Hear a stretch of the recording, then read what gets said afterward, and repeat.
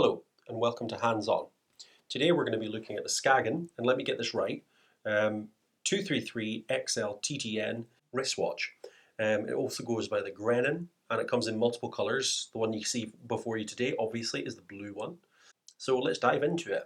We'll go through the materials. I think it's important. So we've got crystal glass, non-scratch on the front. Behind that we've got the blue dial, of course. The 12-hour run of numbers around the perimeter are made of titanium. The body itself, now you can see this here, I don't know if you can quite see the finish difference, but it's just a slightly diffused brushed almost style, very, very light brushed style titanium. And moving on to here, it's steel, the steel mesh, which is a particularly interesting design part of the watch. And then the clasp itself is stainless steel, and on the rear, I don't know if you can see, it's a bit smudged now, that's stainless steel as well. So the part that actually contacts your skin on the wrist is stainless steel. However, the titanium finish on the front is particularly attractive. It was a particular driver for me getting the watch. I thought the finish was really, really elegant. With a lot of the watches that you see nowadays, your Rolexes, Omegas, which are all great and amazing pieces of engineering, they start to become a little bit more flash. And if you're not really particularly interested in really flash watches, then Skagen is a brand that I think I would highly recommend to you. They pride themselves on elegant simplicity, and that is demonstrated perfectly within this watch. In general, it's an amazing design. It's very robust for its size. I would like to highlight for you how thin this watch is. You can see there. It's almost imperceptibly thin. If we get it at the right angle, facing directly up at you, you'll see how thin that watch is. It's incredibly thin. And even the body itself is incredibly thin. Now that's one of the main design features of Skagen watches particularly. Another watch brand that might be similar is a bearing watch. Now, so going through the general usability, one of the main things that we'll be focusing on day to day is how you put the watch on. Now, when you put it on in the morning, this is a particularly good day watch. So I'm using it a lot. I'm putting it on every day. So putting the clasp on is going to be a day in, day out process. So let's do a little demo. So I place it on my wrist, obviously. Now a normal watch, what you do is you would keep it upright like that, and you would basically reach around, and it would be an intuitive process to put a watch on. Your brain remembers, you feed it through if it's a leather strap, and then you sort of buckle it down, similar to your belt.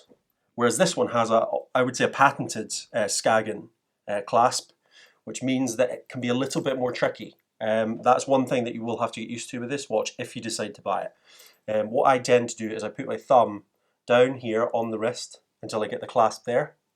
I bring this over. Now what you can see there is that there's the little flap here. You'll see that.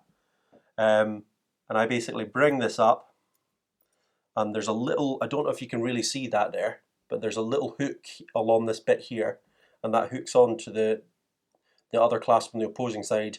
You push this down, you hear a click there, and then we hear another click with this. This one comes over the top, and it's on.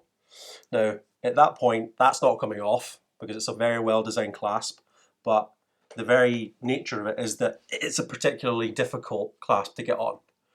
So let's take it off just to have another look.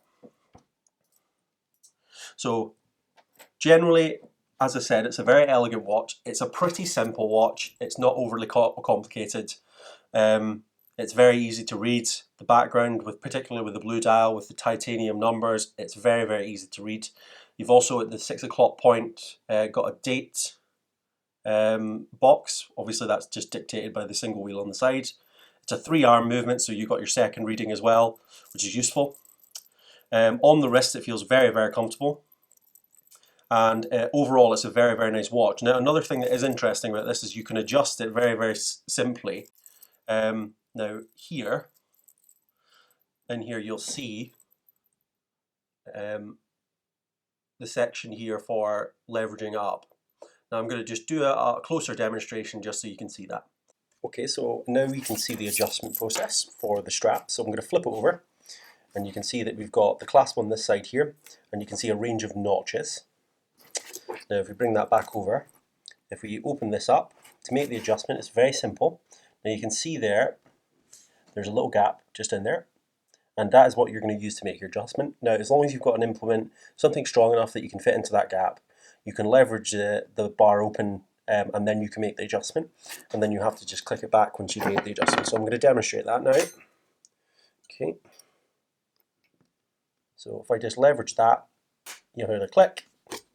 Put that to my implement to the side, and then you can slide this up and back and forth as required, and it fits onto those notches. Now, it's not totally dictated to those notches, but it just adds an extra bit of traction, I guess. So if you slide it up to wherever you want, I'm going to put it there, and you bring the bar back over it and just click it back into place. Now that can't move now, and that's your adjustment done. Okay, now you've seen how the clasp comes on and off and how it can be adjusted. Ultimately, once you get the setting in place, that's it. That's your watch now. But however, if you wanted to lend it to someone, or maybe it's a pretty unisex watch, you could probably give it to your girlfriend to borrow for a day, then you can get them to adjust. You can get to very easily adjust it, and then you're ready to rock and roll. That's a really cool aspect to the watch. You don't need to go and get a smaller strap or anything like that. Another thing I'd like to highlight is just how robust it feels in the hand. It's extremely light, but because of the nice materials, it is a robust feeling watch. Now, if I'm moving this laterally, there's a little bit of flexibility in it, but not much. And then just very nice flexibility here. The only thing you have to be careful with that is that there is a limit to the flexibility of the watch. It's not like a leather strap where if you were to bend it, yeah, okay, you'll have a crease, but eventually that may work itself out with the mesh. If you bend that, that'll probably damage it permanently, and you'll have to get a replacement. But if that does happen, you can take the strap off and replace it with a new one. Okay, so I think that's pretty much everything we need to go through with the Skagen watch today. Hope I've helped you with a potential purchase. And if you've got any questions, please feel free to send them to me or comment on the video. Once again, if you'd like to subscribe, feel free. I'd love the support.